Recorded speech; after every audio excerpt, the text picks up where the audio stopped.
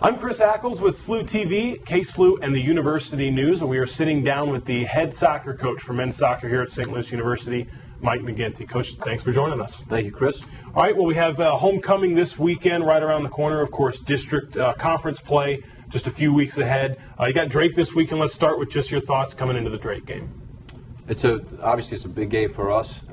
We just were on the road last week, and we're happy to be back home. We're looking forward to a good turnout, for our fans and for our supporters, obviously, with it being homecoming. So it's a big match for our kids. We'll be ready for it, and it's it's going to be a good, hard week of preparation for Drake.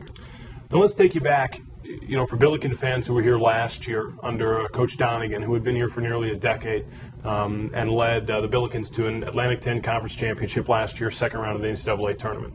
It was January when Coach Donegan decided to leave and go to Rutgers in New Jersey. A few months later, you were announced as head coach. Why St. Louis?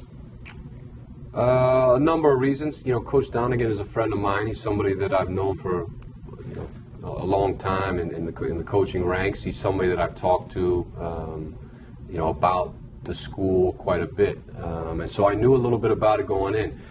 I saw him actually at our coaching convention in January, and he, let me know that the Rutgers job was available, and so we started talking some more. And then, when I did my homework, it was a place where I felt I could come and build on the work he had done. Build on the work that the other coaches before him had done, and I felt that I could win a national championship here. I had just come off a national championship, and I wanted to win another one.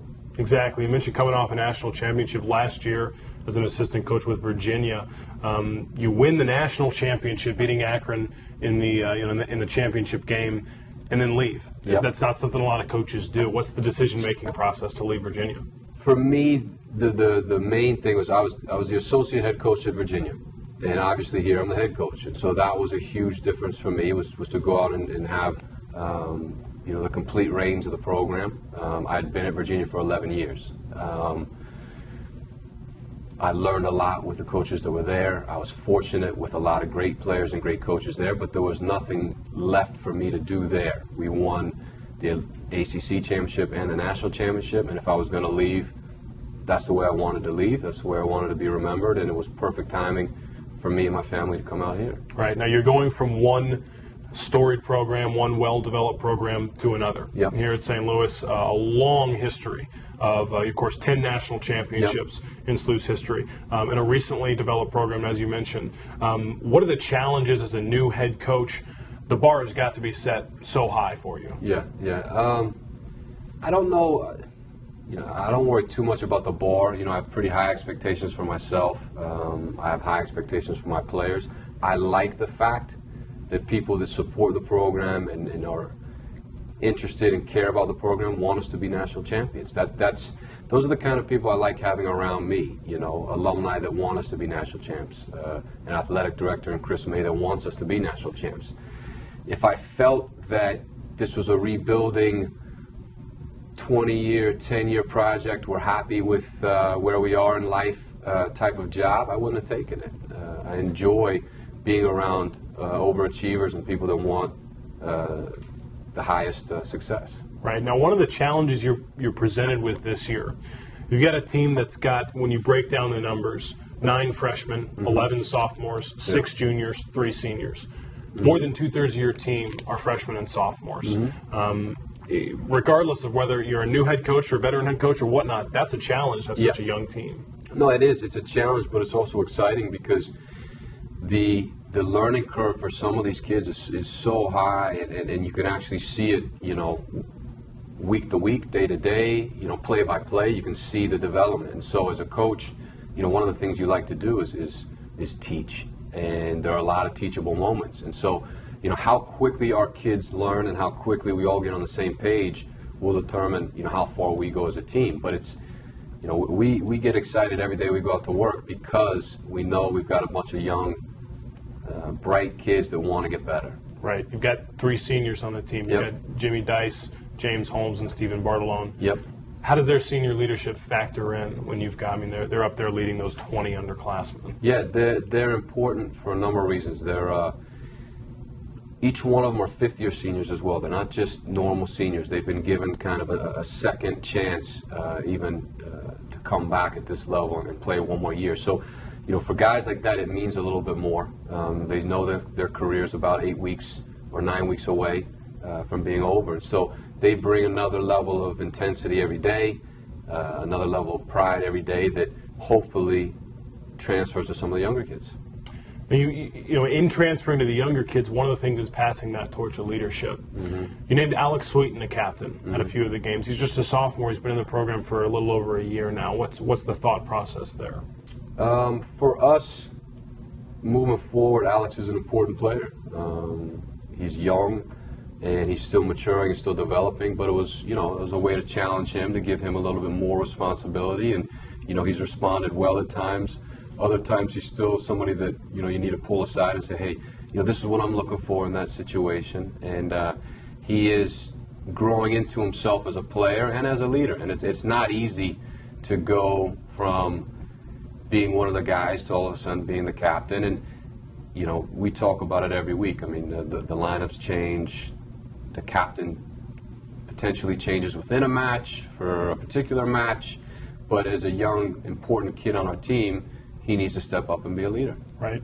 Now, Coach, so far in the season, you're 1-2-1. Lost a couple of away games to New Mexico and Tulsa. Yeah. Won a home game with Oral Roberts. And, of course, tied South Florida at Herman Stadium as well.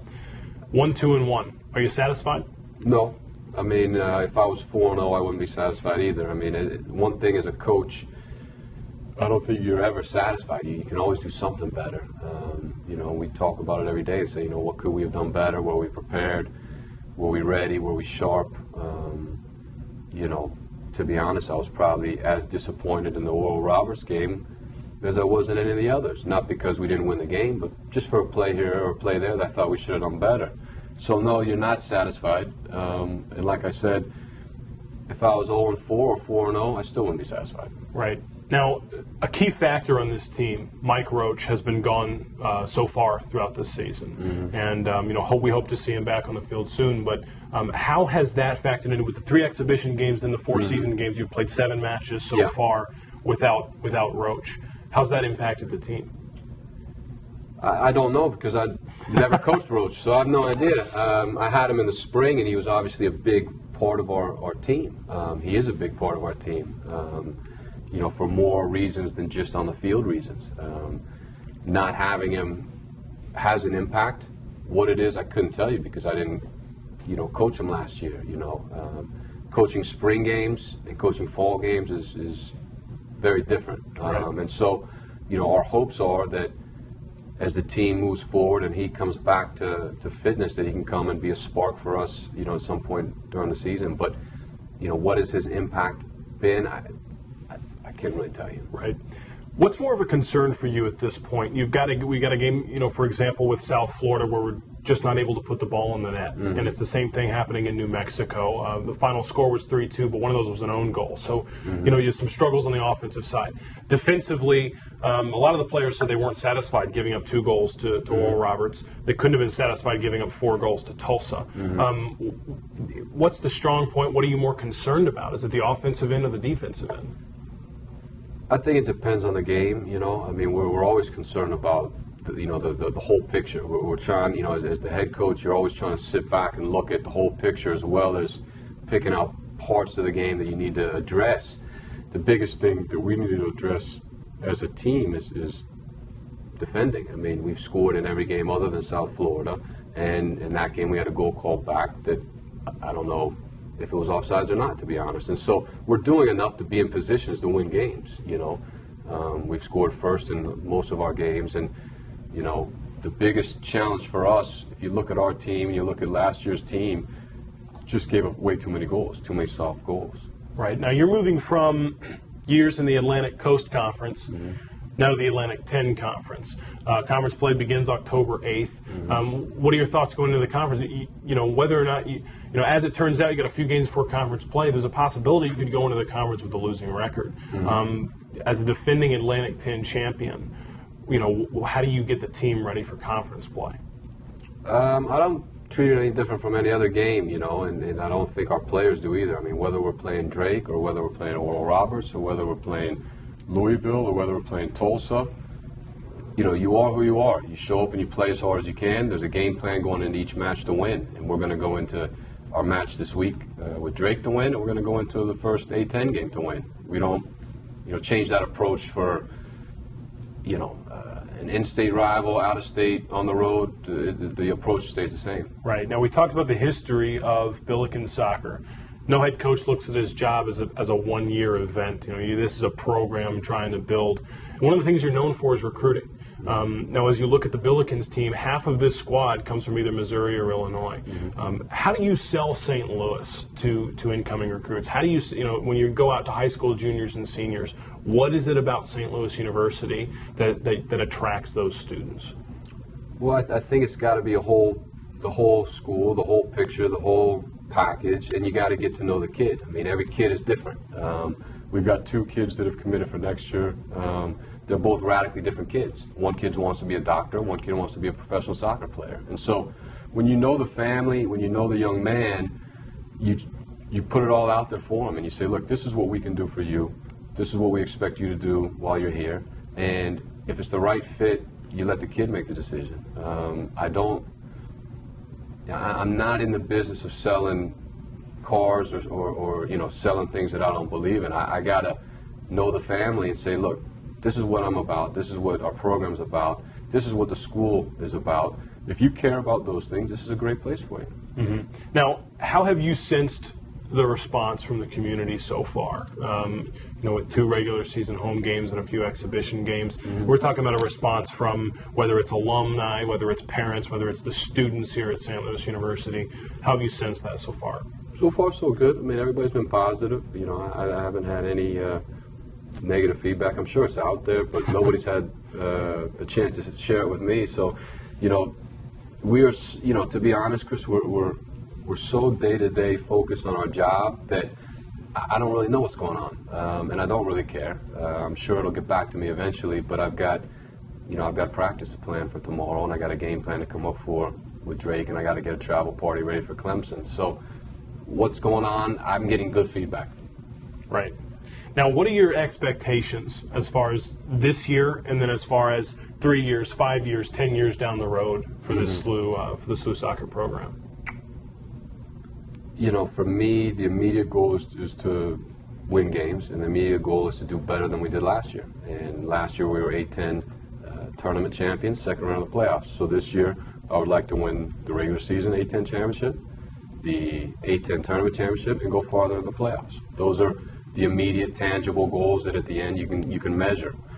Long term, we want to win national championships. That's why we're here.